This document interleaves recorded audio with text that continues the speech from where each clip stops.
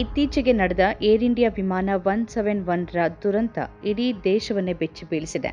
ಅಹಮದಾಬಾದ್ನಿಂದ ಲಂಡನ್ಗೆ ಹೊರಟಿದ್ದ Boeing 7878 dream liner ವಿಮಾನ ಟೇಕಾಫ್ ಆದ ಕೆಲವೇ ಕ್ಷಣಗಳಲ್ಲಿ ಪತನಗೊಂಡು ಭೀಕರ ದುರಂತ ಸಂಭವಿಸಿತ್ತು. ಈ ದುರಂತದಲ್ಲಿ 241 ಪ್ರಯಾಣಿಕರು ಮತ್ತು ಸಿಬ್ಬಂದಿ ಹಾಗೂ ಅಪ್ಪಳಿಸಿದ ಕಟ್ಟಡದಲ್ಲಿ ಇದ್ದವರೂ ಸೇರಿದಂತೆ ಒಟ್ಟು 260 ಮಂದಿ ಬಲಿಯಾಗಿದ್ದಾರೆ. ಈ ದುರಂತದ ಬಗ್ಗೆ ತನಿಖೆ ನಡೆಸುತ್ತಿರುವ ವಿಮಾನ ಅಪಘಾತ ತನಿಖಾ ದಳ ಅಂದರೆ AAIB ತನ್ನ ಪ್ರಾಥಮಿಕ ವರದಿಯನ್ನು ಬಿಡುಗಡೆ ಮಾಡಿದೆ.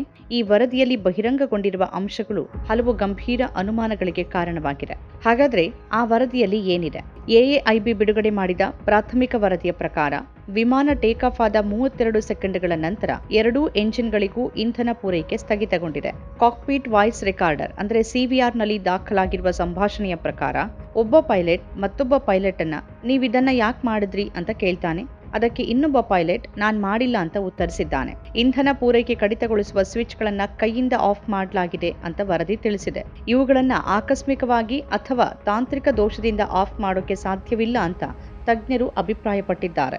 ಭಾರತದ ಪ್ರಮುಖ ವಿಮಾನಯಾನ ತಜ್ಞರಲ್ಲಿ ಒಬ್ಬರಾದ ಕ್ಯಾಪ್ಟನ್ ಮೋಹನ್ ರಂಗನಾಥನ್ ಅವರು ಈ ವರದಿಯನ್ನ ಆಧರಿಸಿ ಹಲವು ಗಂಭೀರ ಅನುಮಾನಗಳನ್ನು ವ್ಯಕ್ತಪಡಿಸಿದ್ದಾರೆ. ಇಂಧನ ಕಡಿತಗೊಳಿಸುವ ಸ್ವಿಚ್ಗಳ ಸರಣಿ ಮತ್ತು ಕಾಕ್ಪಿಟ್ ನಲ್ಲಿನ ಆಡಿಯೋವನ್ನ ಗಮನಿಸಿದ್ರೆ ಈ ದುರಂತ ಉದ್ದೇಶಪೂರ್ವಕ ಕೃತ್ಯವಾಗಿರಬಹುದು ಅಂತ ಅವರು ಶಂಕಿಸಿದ್ದಾರೆ.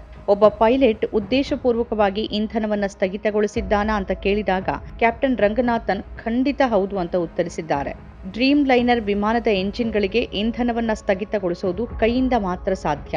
ಅದು ಸ್ವಯಂಚಾಲಿತವಾಗಿ ಅಥವಾ ವಿದ್ಯುತ್ ವೈಫಲ್ಯದಿಂದ ಸಾಧ್ಯವಿಲ್ಲ ಅಂತ ಅವರು ಸ್ಪಷ್ಟಪಡಿಸಿದ್ದಾರೆ. ಕ್ಯಾಪ್ಟನ್ ರಂಗನಾಥನ್ ಅವರು ಈ ಹಿಂದಿನ ಜರ್ಮನ್ ವಿಂಗ್ಸ್ ವಿಮಾನ 9525ರ ದುರಂತವನ್ನ ಉಲ್ಲೇಖಿಸಿದ್ದಾರೆ. ಅಲ್ಲಿ ಸಹ ಪೈಲಟ್ ಉದ್ದೇಶಪೂರ್ವಕವಾಗಿ ವಿಮಾನವನ್ನ ಫ್ರೆಂಚ್ ಆಲ್ಪ್ಸ್ಗೆ ಅಪ್ಪಳಿಸಿ 150 ಜನರ ಸಾವಿಗೆ ಕಾರಣನಾಗಿದ್ದ.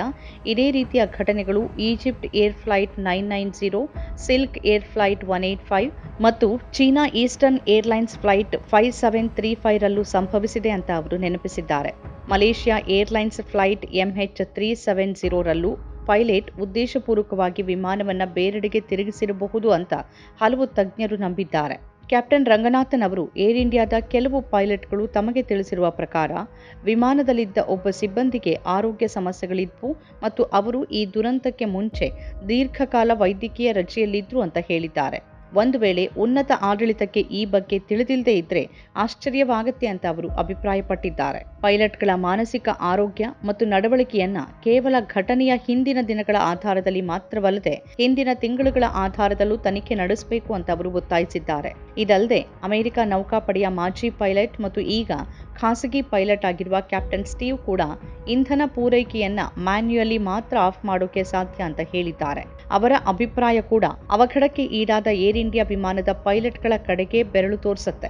ಮತ್ತೊಂದು ಕಡೆ airlines pilots association of India ಅಂದ್ರೆ ALPA ಈ ತನಿಖೆ ಪೈಲಟ್ಗಳ ತಪ್ಪಿನ ಕಡೆಗೆ ವಾಲ್ತಿದೆ ಅಂತ ಆರೋಪಿಸಿದೆ. ತನ್ನ ಹೇಳಿಕೆಯಲ್ಲಿ ALPA ಇಂಡಿಯಾ ಇದನ್ನ ಪೂರ್ವಾಗ್ರಹ ಅಂತ ನಿರಾಕರಿಸಿದೆ ಮತ್ತು ನ್ಯಾಯೋಚಿತ ಹಾಗೂ ಸತ್ಯ ಆಧಾರಿತ ತನಿಖೆಗೆ ಒತ್ತಾಯಿಸಿದೆ. ತನಿಖಾ ಪ್ರಕ್ರಿಯೆಯಲ್ಲಿ ತಮ್ಮ ಪ್ರತಿನಿಧಿಗಳನ್ನು ವೀಕ್ಷಕರಾಗಿ ಸೇರಿಸಿಕೊಳ್ಳಬೇಕು ಅಂತ ಅದು ಒತ್ತಾಯಿಸಿದೆ. ವಿಮಾನಯಾನ ಸಚಿವ ಕಿಂಜರಪು ರಾಮ್ ಮೋಹನ್ ನಾಯ್ಡು ಅವರು ಈ ಪ್ರಾಥಮಿಕ ವರದಿಯ ಬಗ್ಗೆ ತಕ್ಷಣಕ್ಕೆ ಯಾವುದೇ ತೀರ್ಮಾನಕ್ಕೆ ಬರಬಾರದು ಅಂತ ಹೇಳಿದ್ದಾರೆ. ಅಂತಿಮ ವರದಿ ಬಿಡುಗಡೆ ಆಗುವವರೆಗೆ ಕಾಯುವಂತೆ ಅವರು ಜನರಲ್ಲಿ ಮನವಿ ಮಾಡಿದ್ದಾರೆ.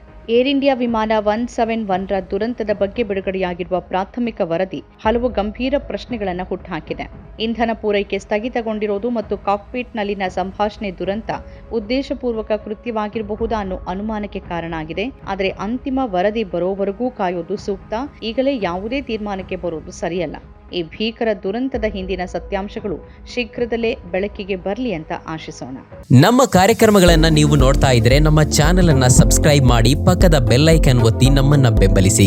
ಹಾಗೆ ನಮ್ಮ ಕಾರ್ಯಕ್ರಮಗಳನ್ನ ಲೈಕ್ ಮಾಡಿ, ಕಮೆಂಟ್ ಮಾಡಿ, ಅದನ್ನ ಬೇರೆಯವರಿಗೂ ವಾಟ್ಸ್ಆಪ್ ಮೂಲಕ ಶೇರ್ ಮಾಡಿ. ನೀವು ಹೀಗೆ ಮಾಡಿದಾಗ ನಮ್ಮ ಚಾನೆಲ್ ಮತ್ತಷ್ಟು ಜನರಿಗೆ ತಲುಪಲು ನೀವು ನಮ್ಮೊಂದಿಗೆ ಸಹಕರಿಸಿದ ಹಾಗಾಗುತ್ತೆ. ಇದು ನೀವು ಯಾವುದೇ ಖರ್ಚಿಲ್ಲದೆ ಕೆಲವೇ ಸೆಕೆಂಡುಗಳಲ್ಲಿ ನೀಡಬಹುದಾದ ಸಹಕಾರ. ಧನ್ಯವಾದಗಳು.